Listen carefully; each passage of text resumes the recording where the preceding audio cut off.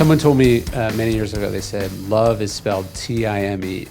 And I think about that all the time. I mean, obviously, I always have things that take me away more than I would like them to be. And I suppose I could do nothing, but that would also leave me unfulfilled. That would not be me setting the example I want to set for my kids. But at the end of the day, realizing that everything I say yes to also means saying no to someone or something else.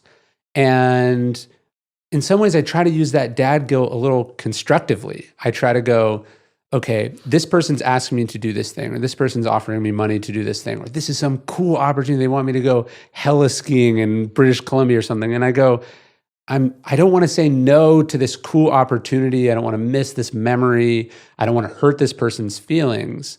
Then I go, but I am hurting a person's feelings. I am saying no to a memory. Like I am taking something away from someone. And that person is a 5-year-old, and they're going to feel it far more deeply. Someone else will take my spot on that plane to British Columbia.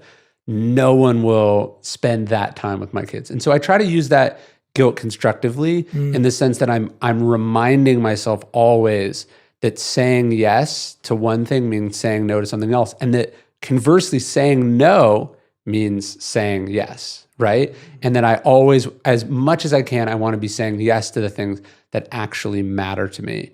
And I want to be putting my money where my mouth is. It's like, if someone looked at your calendar, you say you put your family first, you say family is important, blah, blah, blah. But then if I looked at your calendar, what would it show, right? If there was a custody hearing, or, if you were being investigated, if you were being audited, what would the receipts show? Do you actually value them? Do you put them first?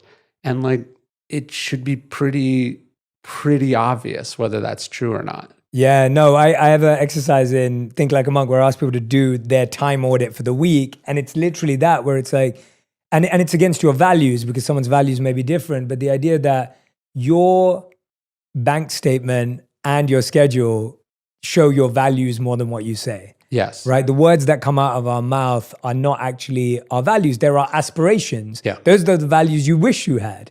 But the values that actually go, what do you spend your money on and what do you spend your time on? That's far more what your real values are.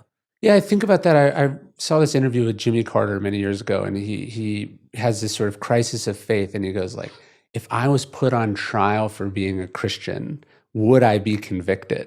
Right? So it's not what you say, not what you think, not what you wish, but what do the actions show? And I think about that with Marcus Aurelius, who I write a lot about, the Stoic emperor. He never identifies explicitly as a Stoic. And one of his translators says, he never even says the word Stoicism in his writings. But he's considered this philosopher emperor, and he probably still would have been even if his writings had never survived, because the deeds are there. There's a Latin expression, acta non verba, deeds, not words.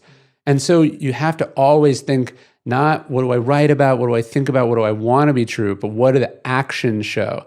And no one is perfect, and I think anyone auditing themselves there's going to be some disappointments, but you want the big statements of priority to be there. And to go back to the idea of guilt, when you're looking at it, you shouldn't whip yourself and feel, but you should be okay, this is not painting the picture that I want to paint. And that you're lucky enough in that moment to catch it now, not when you're 80, not on your deathbed. You've caught it now. And so what changes are you going to make to get closer between the ideal and the reality? Yeah.